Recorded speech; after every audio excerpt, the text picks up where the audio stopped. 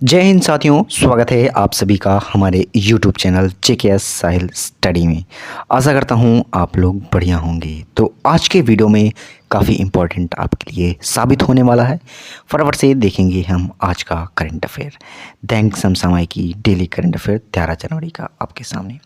तो फटाफट से इन सभी को क्वेश्चन देखेंगे। काफ़ी क्वेश्चन रहेंगे, 10 क्वेश्चन रहेंगे और कुछ क्वेश्चन जो कल के हैं उनके रिवीजन भी हम करते जाएंगे। तो फटाफट से कॉपी पेन लेकर बैठिए और इनको नोट करते जाइए। जो भी इम्पोर्टेंट पॉइंट्स है वो परीक्षा की दृष्टि में काफ़ी इम्पोर्टेंट आपके लिए साबित हो सकते हैं, पूछे जा सकते हैं। तो आज के करंट अफेयर को शुरू करते हैं। चलिए, पहला क्वेश्चन है दोस्तों, गैरेथ बेल ने 9 जनवरी 2023 को संन्यास लेने की घोषणा की है। वह निम्न में से किस खेल से जुड़े हैं? आपका राइट आंसर हो जाएगा फुटबॉल। ठीक है, राइट आंसर आपका हो जाएगा फुटबॉल। ये फुटबॉल के खिलाड़ी हैं गैरेथ बेल।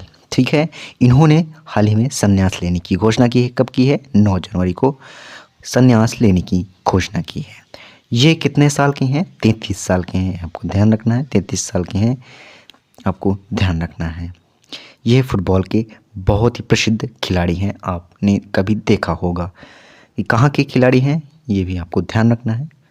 ठीक है, तो आप ध्यान रखिएगा। यूनाइटेड किंगडम, कहाँ के हैं? यूनाइटेड किंगडम के ये काफ़ी प्रसिद्ध फुटबॉल प्लेयर हैं। ठीक है, इन्होंने क्लब और अंतर्राष्ट्रीय फुटबॉल से संन्यास लेने के लिए घोषणा की है। ठीक है, तो ये संन्यास लेने जा रहे हैं, आपको ध्यान रखना है। काफ़ी इम्पोर्टेंट है, आपसे पूछा जा सकता है। चलिए, अगला है, किसने जनवरी 2023 में हिमालय की सीमा में रसद संचालन करने के लिए एक मानव रहित हवाई वाहन विकसित किया है? किसने किया है? आपका राइट आंसर हो जाएगा DRDO, defence research development organisation. ठीक है, आपको ध्यान रखना है। ये एक प्रकार की संस्था है, डीआरडीओ रक्षा संस्थान है, आपको ध्यान रखना है। इन्होंने हिमालय की जो सीमा है उनकी रसद संचालन के लिए एक मानव रहित हवाई वाहन तैयार किया है, आपको ध्यान रखना है। ठीक है, काफ़ी इम्पोर्टेंट है, आपसे पूछा जा सकता है। महाराष्ट्र के जो नागपुर में है 108वीं भारतीय विज्ञान कांग्रेस में अनावरण किया गया है, आपको ध्यान रखना है। ठीक है, कहाँ पर? महाराष्ट्र के नागपुर में। ठीक है, आपको ध्यान रखना, वहाँ पर इसको क्या किया गया? उद्घाटन किया गया है। ठीक है, चलिए बात कर लेते हैं डीआरडीओ की। डीआरडीओ का फुल फॉर्म क्या होता है? Defence research development organisation. ये एक रक्षा अनुसंधान है, ये आपको ध्यान रखना है। इसकी गठन कब की गई थी? 1958 में इसकी गठन की गई थी। 1958 1 जनवरी। ठीक है, 1 जनवरी 1958 में इसकी स्थापना की गई थी।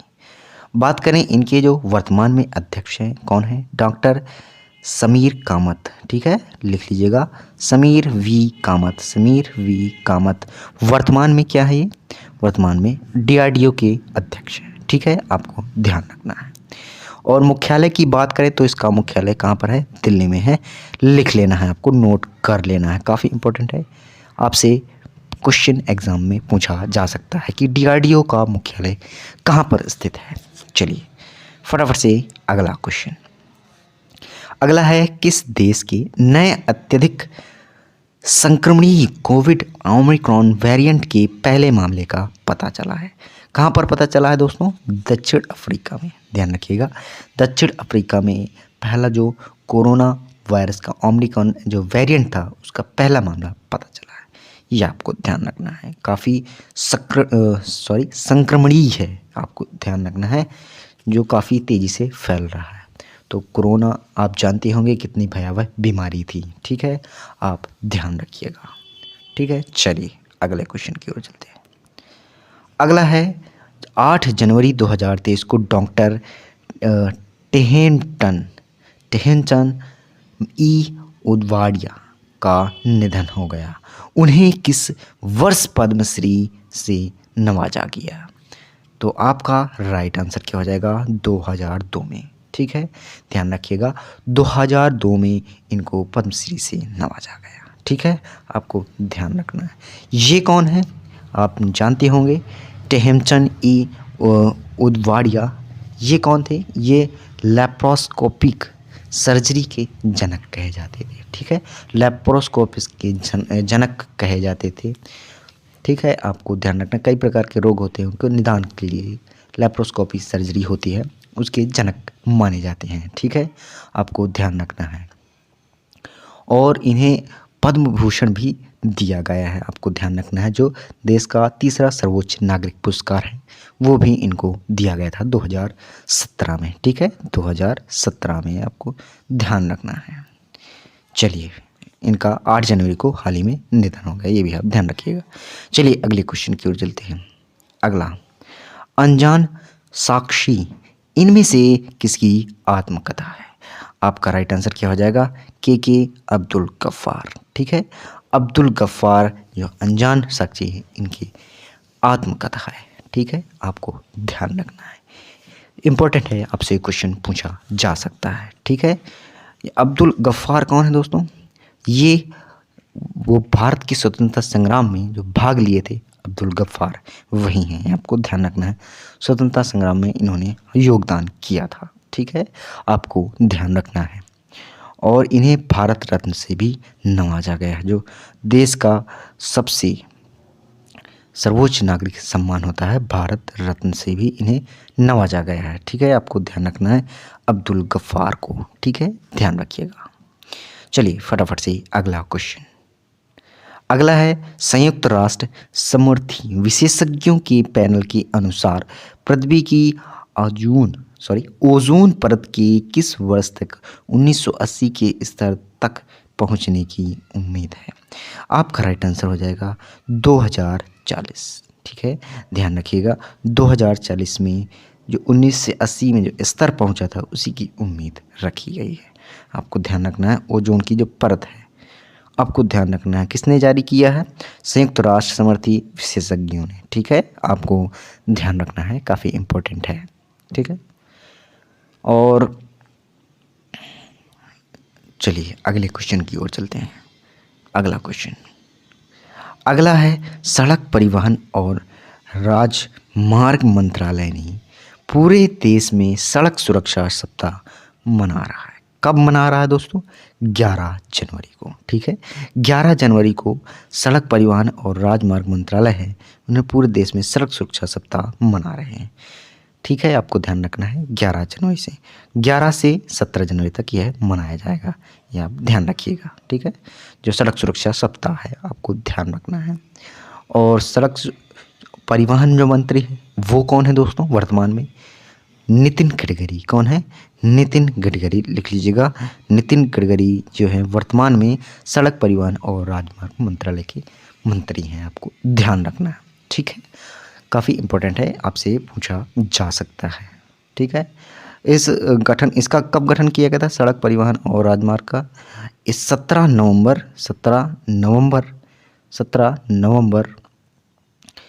नवंबर 2000 में। ठीक है, 2000 में इसका गठन किया गया था, आपको ध्यान रखना है। चलिए फटाफट से अगला क्वेश्चन। अगला है, राष्ट्रीय मानव तस्करी जागरूकता दिवस हर साल कब मनाया जाता है? आपका राइट आंसर हो जाएगा 11 जनवरी। कब मनाया जाता है दोस्तों? 11 जनवरी को राष्ट्रीय मानव तस्करी जागरूकता हर साल मनाया जाता है, आपको ध्यान रखना है। ठीक है, मानव की तस्करी से उनको रोकने के लिए यह जागरूकता दिवस मनाया जाता है। ठीक है, आपको ध्यान रखना है। चलिए फटाफट से अगला क्वेश्चन। अगला है, 83वां अखिल भारतीय पीठासीन अधिकारी सम्मेलन 11 से 12 जनवरी 2023 को किस शहर में आयोजित किया जा रहा है? आपका राइट आंसर हो जाएगा जयपुर। ठीक है, जयपुर आपका राइट आंसर हो जाएगा। जयपुर में जो 83वां अखिल भारतीय पीठासीन अधिकारी सम्मेलन हो रहा है 11 से 12 जनवरी। कब हो रहा है? 11 से 12 जनवरी को, ठीक है, जयपुर में आयोजित किया जा रहा है, यह आपको ध्यान रखना है। ठीक है, काफ़ी इम्पोर्टेंट है, आप ध्यान रखिएगा। इसमें कौन है? जो उपराष्ट्रपति हैं जगदीश धनखड़, वो इनका उद्घाटन करेंगे। ठीक है, आयोजित ये करेंगे। ठीक है, आपको ध्यान रखना है, 83वां अखिल भारतीय पीठासीन सम्मेलन। ठीक है, ध्यान रखिएगा। और इसे कब मनाया जा रहा है? 11 जनवरी को। ठीक है, 11 से 12 जनवरी को आपको ध्यान रखना है। चलिए फटाफट से अगला क्वेश्चन। अगला है, किस फिल्म को ऑस्कर अवार्ड 2023 के लिए शॉर्ट लिस्ट किया गया है?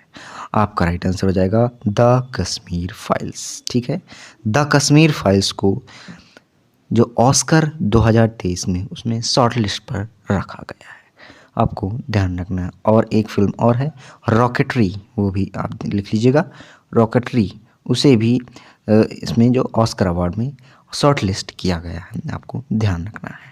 ठीक है, काफ़ी इंपॉर्टेंट है, ध्यान रखिए। रिवीजन फटाफट से करेंगे। क्वेश्चन है, पहला क्वेश्चन है, निम्न में से कौन 10 से 16 जनवरी 2023 को एक स्टार्टअप इंडिया इनोवेशन वीक का आयोजन कर रहा है? तो आपका राइट आंसर क्या हो जाएगा? उद्योग संवर्धन और आंतरिक व्यापार विभाग। ठीक है, ध्यान रखिएगा। अगला क्वेश्चन, भारत ने किस देश के साथ यंग प्रोफेशनल स्कीम शुरू की है? तो आपका राइट आंसर हो जाएगा ब्रिटेन। ठीक है, ध्यान रखिएगा, यंग प्रोफेशनल स्कीम। अगला क्वेश्चन, विश्व हिंदी दिवस हर साल 10 जनवरी को मनाया जाता है, यह पहली बार कब मनाया गया दोस्तों? 2016 में। ध्यान रखिएगा, विश्व हिंदी दिवस हर साल मनाया जाता है। कब मनाया जाता है?